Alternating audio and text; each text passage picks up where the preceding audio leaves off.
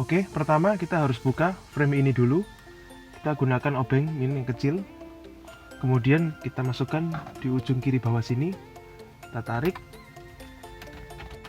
sampai nanti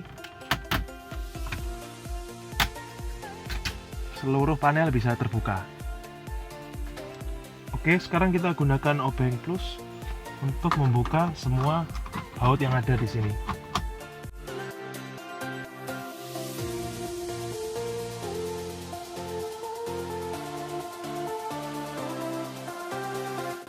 Oke, sekarang head unit kita lepas. Nah, di sini mulai kita cabut. Pertama, antena untuk radio.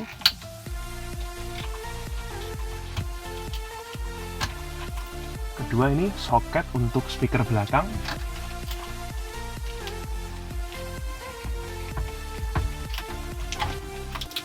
Ketiga, ini soket utama untuk speaker depan dan untuk powernya.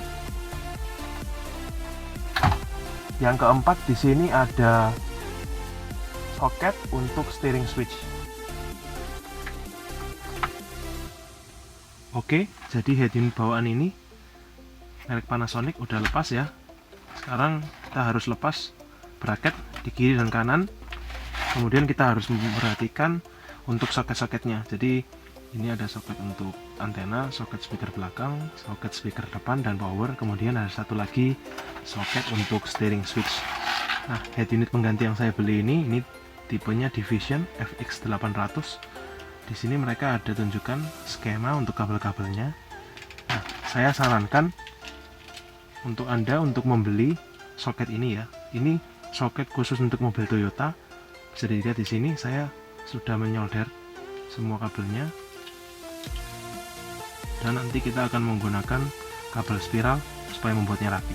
Saya juga beli satu lagi ini soket untuk steering switch ya. Jadi nanti semuanya benar-benar plug and play.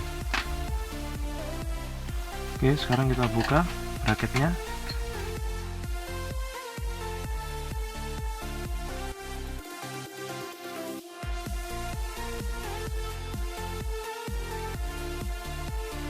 Oke, sekarang kita akan pasang bracket di head unit yang baru. Tolong diperhatikan lubang-lubangnya. Untuk di head unit ini sih sama aja, jadi tidak ada perbedaan dengan head unit bawaan pabrik.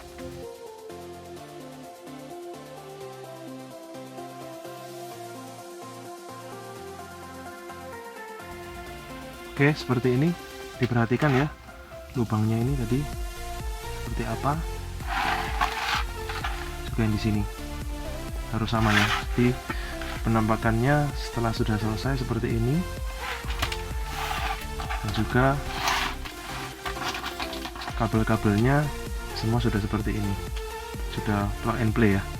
Untuk kabel ini hampir semua warnanya sama, kecuali kabel steering switch ini saja yang warnanya sedikit berbeda. Tapi untuk kabel utama, kabel speaker depan, speaker belakang, warna dari adapter ini sama dengan kabel bawaannya head unit.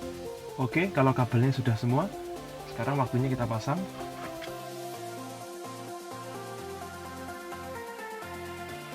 Oke, pastikan semuanya sudah terpasang dengan baik. Oh iya, karena ini head unit dengan USB port di belakang, maka saya akan masukkan USB portnya di belakang.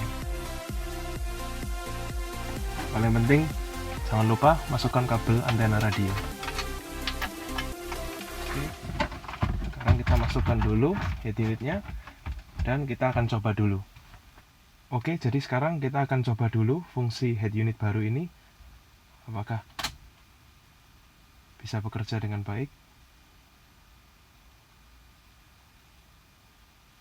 Oke, tampaknya sudah nyala. Oke, pertama kita tes dulu. Lampu sudah menyala. Kemudian saya akan coba setel radio. Nih kolamnya. Ya udah. Nggak enak. Kemana? Ke kolam yang dalam. Sebelah mana, Bu? Nah, di laut tuh. Oke. Kesana Pantai Kuta. Lo berenang deh. Dalam banget tuh. Ibu kok marah-marah mulu sih, Bu? Di Lagi. situ aja.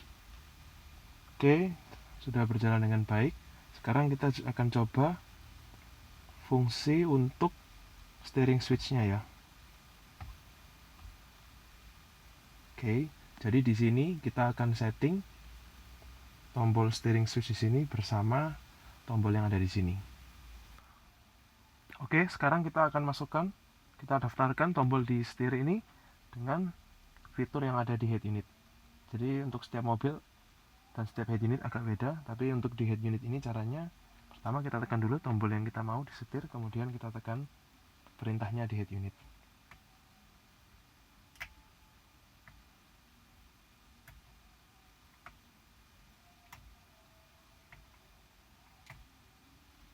Oke, sekarang kita akan coba.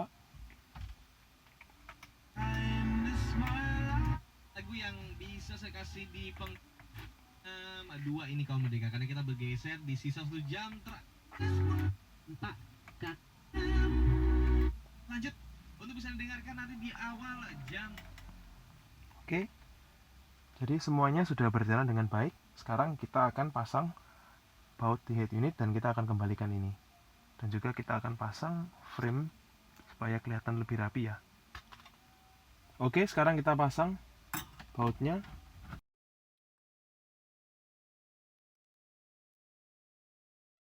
Sudah selesai, pastikan ini sudah tidak bisa goyang lagi. Oke, sekarang kita mau pasang frame ini.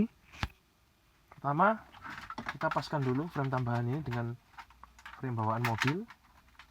Oke, dipaskan seperti ini, baru kita memasang semua framenya ke dalam mobil.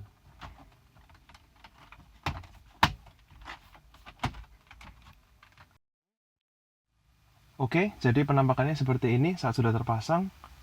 Framenya berada di sekitar head unit dan warnanya nyambung karena ini ada aksen hitam dari bawaannya.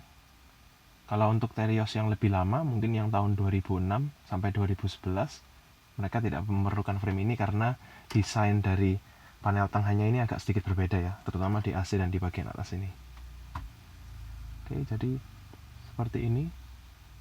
Kalau Anda mau masang kamera belakang atau kamera depan juga bisa. Kebetulan di mobil ini saya juga sudah pasang.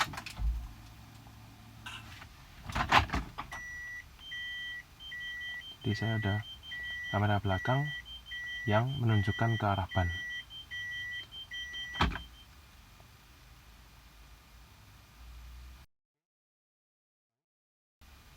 Jadi hari ini kalian tahu bagaimana cara memasang head unit di Daihatsu Terios. Terima kasih sudah menonton.